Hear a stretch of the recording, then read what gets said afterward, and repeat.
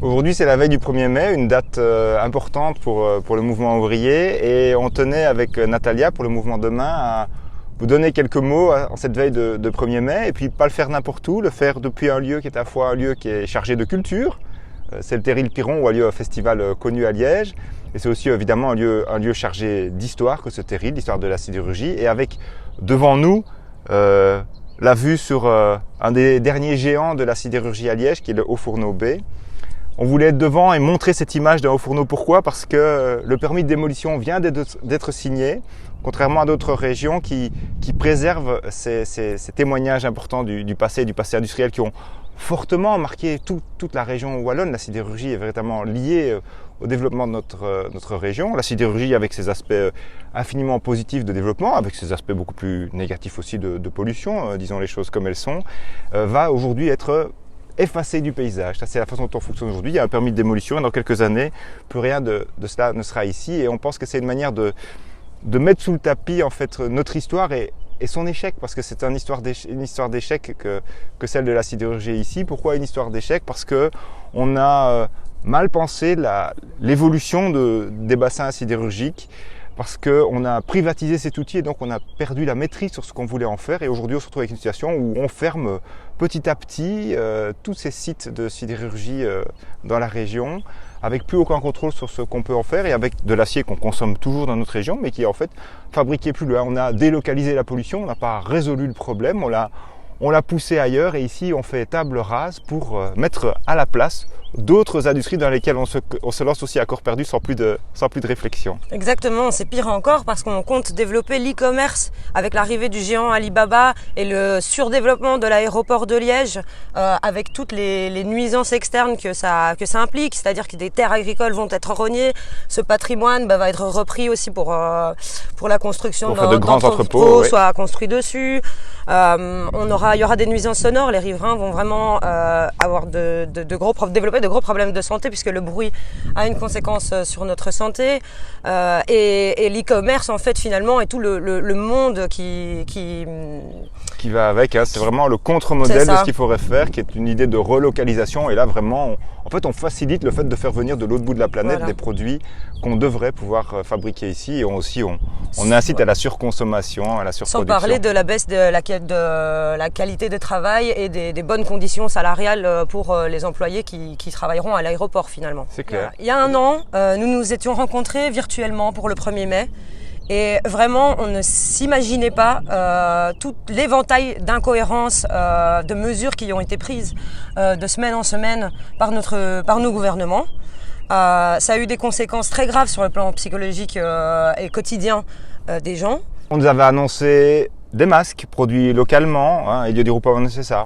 C'est pas là. On avait annoncé d'avoir du testing beaucoup plus massif, notamment dans les entreprises. On sait que c'est un des lieux à travers lesquels la contamination se fait. C'est pas là. On avait annoncé des mesures pour l'enseignement. On voit aujourd'hui que les enseignants n'ont pas accès à des masques. On voit que l'amélioration de la circulation de l'air dans les écoles, qui est un élément essentiel, il faut essayer de maintenir au maximum les enfants à l'école. On est d'accord avec ça, mais pas en mettant en danger la vie des parents et pas en faisant des enfants des vecteurs de transmission de ce virus. C'est pas là. Le troisième élément, c'est évidemment la question de la vaccination, hein, puisqu'on en a fait vraiment l'alpha et l'oméga de la politique aujourd'hui, alors que, et oui, c'est important la vaccination, mais il faudrait aussi faire de la prévention et améliorer nos défenses immunitaires. C'est un autre sujet, mais un sujet important pour nous. Aujourd'hui, on se retrouve dans quelle situation ? Les États n'ont pas décidé de faire véritablement pression sur les firmes privées pour, par exemple, lever la question des brevets sur les vaccins. C'est absolument essentiel. C'est essentiel pour nous. On voit que nos États sont un peu dépendants des livraisons de toute une série de vaccins. Ils sont dépendants de la qualité de ces vaccins aussi. Mais que dire alors de l'Afrique, de une série de pays d'Asie, etc. Or, cette pandémie, on doit la réfléchir à l'échelle planétaire et on n'a pas ce véritable déclic pour changer de stratégie et pour décider que c'est un bien commun et donc sort de ce champ toute la question du profit, sort de ce champ toute la question des intérêts privés. Non, on est sur une question de bien commun. Il faut pouvoir, à un moment ou un autre, que les États frappent du poing sur la table et c'est pas ce qui se fait aujourd'hui. Tout à fait. Et nous étions dit lors de ce 1er mai que voilà, nous avions des aspirations sociales, combatives, qu'on allait faire avancer les choses. Et puis, bon, la pandémie est arrivée, on a été un peu tous secoués. Et puis, on a énormément parlé de l'après. Il y aura l'après, il y aura l'après. Sauf que cet après, on y arrive doucement et pourtant rien ne bouge. Et les combats seront d'autant plus difficiles vu le contexte en fait. Et c'est très important, pour nous en tout cas, d'appuyer sur 3 piliers, le social, l'environnemental et le démocratique. Ouais.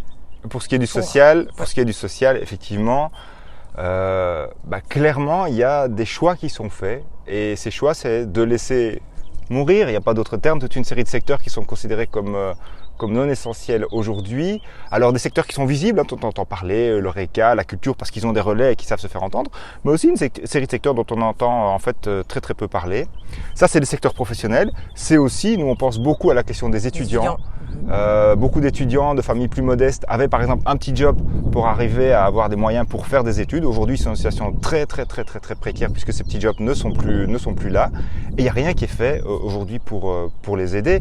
Et surtout dans une situation, on voit la réalité crue des inégalités sociales puisque dans le même temps, des firmes continuent à faire beaucoup d'argent dans certains secteurs économiques et on a des activités mises en place par des communes ou par des ASBL ou par des associations de charité, de distribution de nourriture par exemple ou de produits essentiels. On voit des fils se créer et je veux dire on a l'impression d'être dans un pays pauvre alors qu'on est dans un pays riche. C'est simplement de manière crue un pays inégalitaire qu'on a devant nos yeux et donc oui on a un recul social au lieu d'avoir un regain et la discussion sur l'AIP en est le symbole. Je veux dire, quand on voit la façon dont le patronat, même dans des secteurs qui font du profit aujourd'hui, ne veut pas avoir une distribution juste à travers le salaire de la richesse produite, c'est manifeste. Il n'y a pas seulement ça, il y a aussi toutes les conséquences, par exemple alimentaires, mais il y a énormément de gens qui perdent leur logement. Donc on ne voit pas tous ces centres d'hébergement d'urgence pleins à craquer.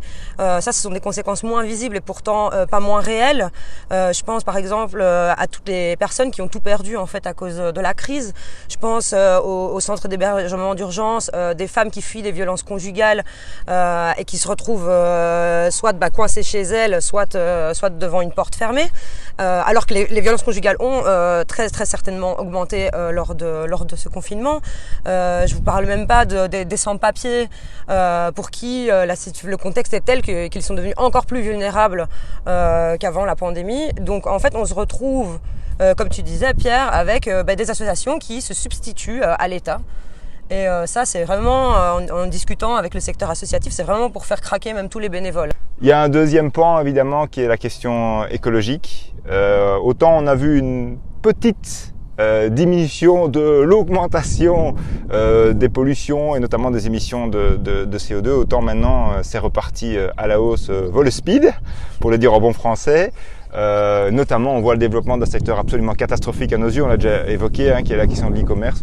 Ce sont des géants, ce sont des gens qui ne respectent pas les conditions de travail correctes. Voilà, c'est vraiment l'anti-modèle de ce dont on a besoin, c'est l'antithèse de la relocalisation dont on a besoin. Ce sont des milliers de camionnettes qui sillonnent nos villes, nos rues un peu partout. Ce sont autant de déchets, de suremballage qui vont se retrouver demain dans des décharges. Voilà, c'est vraiment le contre-modèle qui grandit et dans ce contexte on a un peu de mal à croire aux déclarations sur les diminutions d'émissions qui sont faites par les États. C'est ça. Et encore, ces déclarations, elles sont teintées de fausses solutions.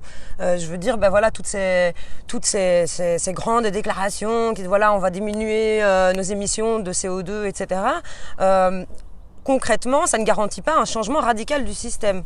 Donc en fait, on va juste repeindre en vert, on va continuer le business, capitalisme vert plein pot, alors que la vraie solution, elle réside dans le changement du système. Parce que si on continue avec l'extractivisme, si on continue avec la mondialisation, le rythme de mondialisation qu'on connaît maintenant, en fait, tout simplement, on va rencontrer d'autres pandémies. On va empiéter sur la nature. Et là, avec le coronavirus qu'on connaît, c'est encore très très petit. Ce n'est que le début.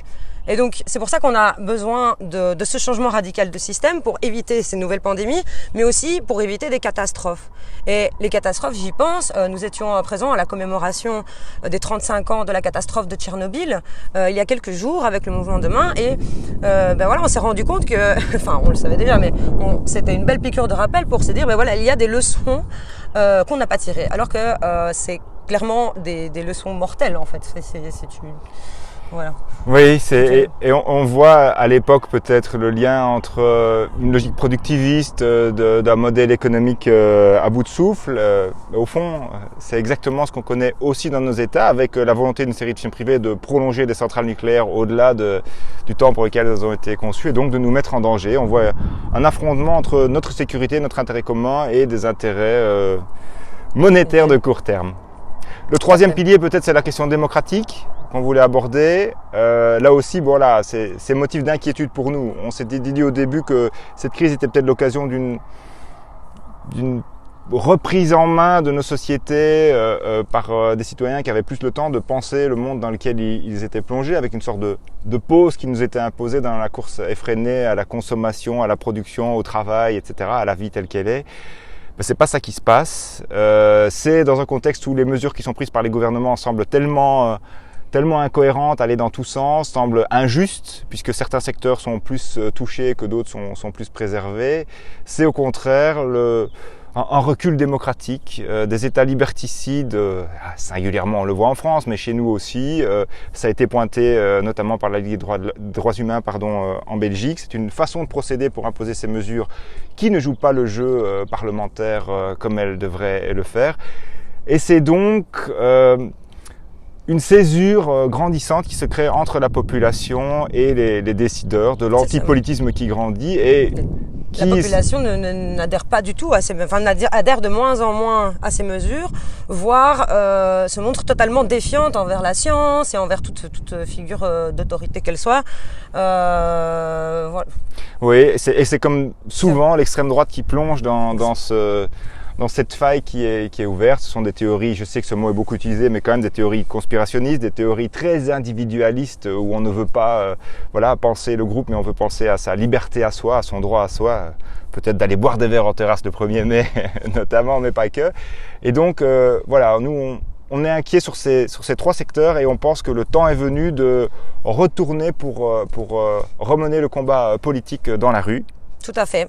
Donc nous, on vous donne rendez-vous à Bruxelles, donc ce 1er mai à 10h30 à l'appel de la CGSP ALR à 10h30 à Place de Brouckère. Oui. Il y aura aussi d'autres rassemblements organisés dans l'après-midi, donc ça, voilà, on pourra relayer ces infos sur notre page. Ouais. Et à Liège, évidemment. Et à Liège aussi. Alors à Liège, on a eu la chance d'avoir un groupe d'extrême droite qui a trouvé la bonne idée d'appeler 1er mai à Liège, et comme on a cette bonne tradition à Liège de ne pas leur laisser le pavé et on continuera à l'avoir. Il y a donc une contre-manifestation qui fera que ces gens ne seront pas présents parce qu'on va être largement en nombre place Saint-Lambert à partir de 10h. Ce sera à la fois des revendications politiques mais aussi des revendications culturelles, l'un étant d'ailleurs très souvent lié à l'autre. Et donc nous, on vous donne rendez-vous pour ce qui est des Liégeois à partir de 10h, place Saint-Lambert. N'hésitez pas à vous rendre sur notre site web, sur notre page Facebook, sur notre Twitter, notre Instagram. Rendez-vous demain, samedi 1er mai, pour nous suivre en manifestation, en live sur notre page Facebook. Exactement, parce qu'on sera sur le terrain pour un petit Facebook Live demain, notamment depuis Liège. Et puis voilà, si vous aimez ce qu'on fait comme travail, n'hésitez pas à le partager un maximum autour de vous, c'est important. Et n'hésitez pas à nous rejoindre non plus. On est une petite formation, mais on a des grandes idées.